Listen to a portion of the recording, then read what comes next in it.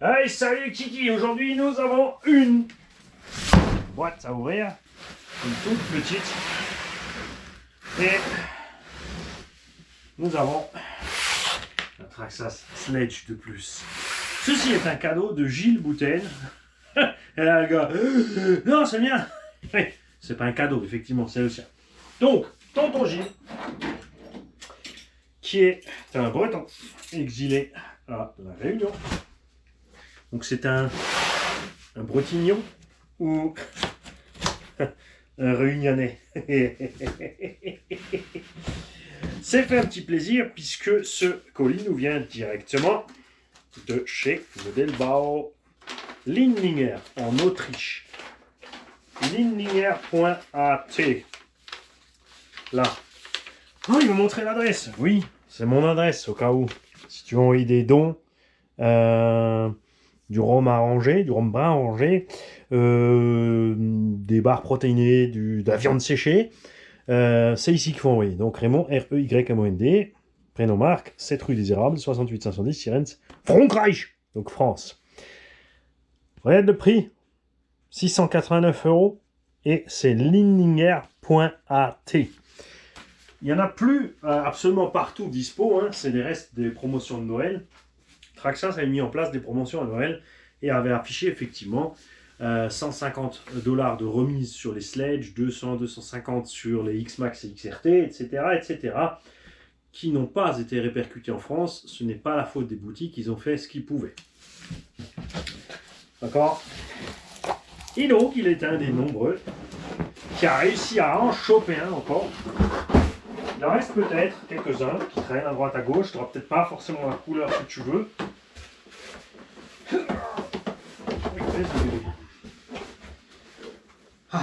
Et on va voir lequel c'est. J'aimerais bien que ça soit une couleur qu'on n'a pas encore unboxée. Oh, t'es pas original. T'as pris le même que Fribouille. Alors on va couper la bande de... Je ne peux pas dire le mot. Dans la bande de garantie. Voilà, tac. Qui n'est pas une bande de garantie, ce n'est pas un film fraîcheur, ça assure juste au constructeur que ça a été contrôlé, emballé, et que ensuite c'est distribué. Et ensuite, normalement, et là tu vois c'est pas fait, parce que c'est vraiment pas une habitude qu'ils ont, c'est que la boutique, selon la loi, doit contrôler le produit. C'est pour ça qu'il y a plein de boutiques, comme Projo, RC Fast Car, etc., etc., qui ouvrent le carton, contrôlent le produit, mettre des batteries, s'assure que le neutre soit programmé, que la direction fonctionne et que tout aille bien avant d'envoyer le produit. C'est ce qui doit être fait. Bien sûr, les constructeurs, les fabricants comptent sur le fait, enfin les revendeurs, sur le fait qu'il y a des gens qui râlent. Ah, mon colis était ouvert. Ah, quelqu'un a touché avant moi. Tu vois, ce genre de choses. Arrêtez d'être con. Ensuite, ils se disent aussi que tout va bien. De toute façon, au pire, c'est le client qui va se plaindre et qui va le truc. Mais après, voilà. Imagine qu'il y a une machine qui fait un aller-retour parce qu'il y a quelque chose qui est mal programmé. C'est aussi débile, point de vue frais. Moi, je t'y ouvrirai ça, comme le font ceux qui ouvrent, et je t'y mettrai un petit mot, contrôlé par... Et la petite griffe qui va bien. Nous avons le orange et bleu. Avec, tiens, du coup, au-dessus le châssis orange au désespoir. Les amortos orange. Alors j'aime la Caro, je suis un peu moins fan du tout orange. Enfin il n'est pas tout orange, c'est vrai que le châssis il est gris, mais le reste en dessous tout orange. Moi j'aime bien la Caro orange avec les amortos bleus et le orange. Ceci est un Belted. Et du coup là il est au prix normaux où sont vendus les Arma V6. Donc beaucoup se sont posé la question, est-ce que je prends le Arma V6 ou est-ce que je prends le Traxxas? Ce qui fera la différence pour vous les acheteurs, c'est, je vais pas tout enlever, hein, c'est pas ma machine, ah, c'est beau quand même. Ce qui fait la différence de choix, c'est le look. Moi, perso, je préfère de loin le Sledge, point de vue, forme de carrosserie. Les coloris, après, chacun fait ce qu'il veut. Là, ça va, on s'en sort encore bien. Des fois, c'est vrai qu'ils font des trucs un peu... Arma aussi. Hein. On a les pneus qui sont belted, donc 0 ballon, d'accord, mais ça suffit quand même pour envoyer du backflip. Tu peux pas faire un triple, mais un simple, ça n'est pas un problème. On a des amortos qui sont meilleurs que les amortos Arma, qui sont bons. Hein. C'est juste encore le petit cran au-dessus. Et ce qui plaît à beaucoup chez Traxxas, c'est le prix des pièces. Il y a des revendeurs Traxxas partout. D'accord? Et si tu l'as au même prix, forcément, ça va. C'est sûr qu'au prix de base, 850, hein, on a constaté avec Fripouille, et ça, RC Farmer me l'avait déjà dit, allez voir la chaîne RC Farmer, que depuis qu'ils ont mis des pneus belted avec la direction, ça va beaucoup, beaucoup mieux. Alors on ne sait pas s'ils ont bidouillé un truc sur le cerveau, je pense que oui. Parce que Traxxas aime bien faire ça. Hein. Ils changent des trucs sans rien dire, c'est pas les seuls. La référence reste la même, mais la pièce évolue. C'est plus simple pour le catalogue de pièces de rechange. C'est un peu dommage parce que du coup, il y en a qui achètent et qui se disent je vais avoir la nouvelle pièce, ils ont l'ancienne. Après, avec le débit qu'il y a, c'est vrai que ça va relativement vite.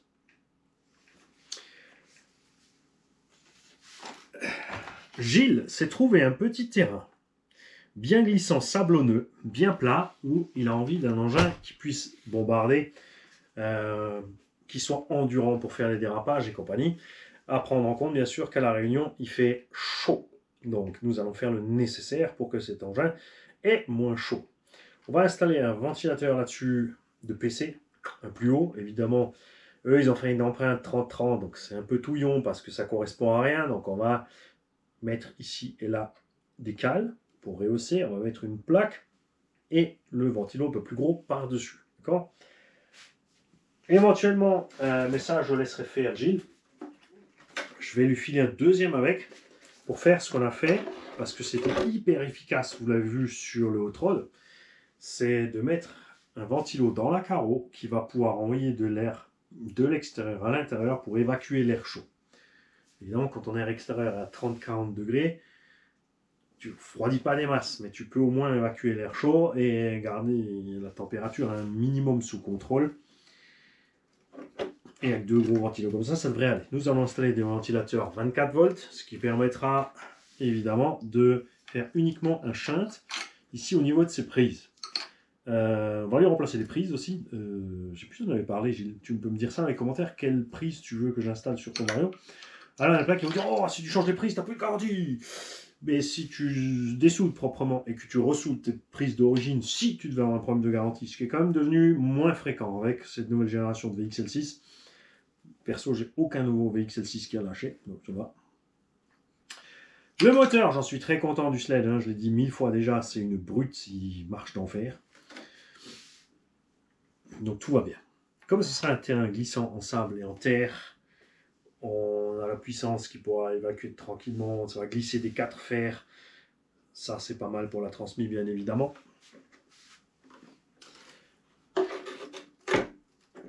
Normalement, on a couronne et pignon d'attaque renforcés dans les belted à cause du poids supplémentaire des roues. Je rappelle que ces roues font presque 100 grammes de plus que les originales. On est à 300 grammes quelque chose les non belted et on est presque à 400 grammes les belted, il me semble. Je me souviens bien sur le premier unbox qu'on avait fait, on avait pesé une roue. On était allé voir sur les specs à un moment. On n'avait jamais démonté et pesé la roue. On était allé voir sur les specs. Est-ce que je vais t'en démonter une? Non, tu regardes sur les specs, ça y est. Le châssis. Panique pour beaucoup. La Boss qu'on avait un moteur qui a disparu avec le temps, il n'y a plus personne qui a le problème. Pour moi, ça n'a jamais été la panique parce que c'est vrai que c'est chiant, c'est moche. D'un autre côté, une fois que tu as fait l'entre dans toi-même, ce châssis, je l'ai mis à rude épreuve. On a rebondi sur un saut de 5 mètres à peu près à la verticale, sur un muret qui était à peu près à 2 mètres. Un muret large comme ça, on a tapé le châssis en plein là, bam, et on a rebondi ce choc. L'impact était tellement violent que le véhicule est reparti à plat pour ensuite se retrouver par terre.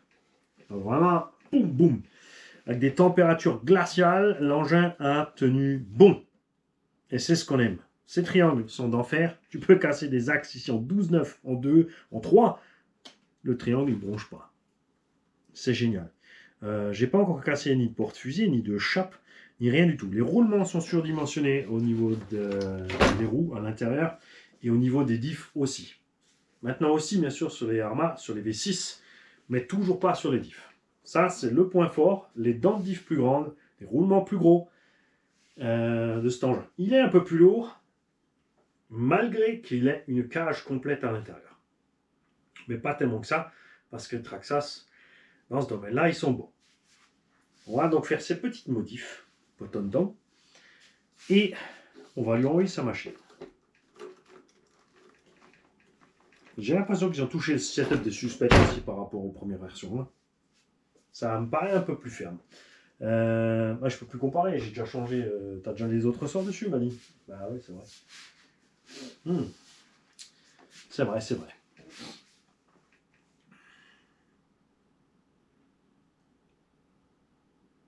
J'essaie de gagner du temps pour avoir plus de pubs.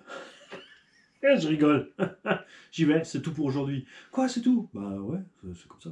C'est vrai qu'on aurait pu installer le petit ventilo ensemble, faire la petite plaque, mettre les petites rondelles. Mais j'ai pas le temps. Voilà, c'est tout. Faut que j'y aille et puis tourner autour de la caméra quand je rigole, ça me fait perdre du temps. Et de toute façon, en plus, on le fera pas aujourd'hui. On fera ça un autre jour. Les kikis, je vous souhaite à tous une belle journée et profitez bien de cette jolie petite machine.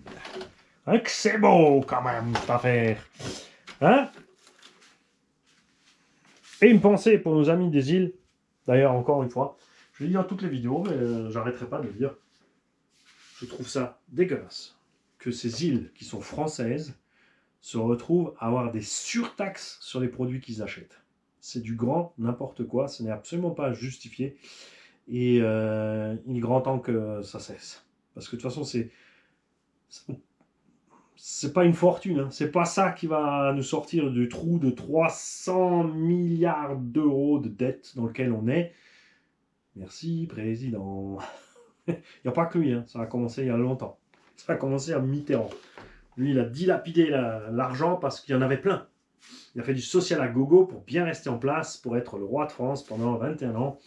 Il était bien content. Et ensuite, les autres, eh ben, ils ont continué dans ce sens-là. Et puis à un moment, ben, à force de faire tout ça,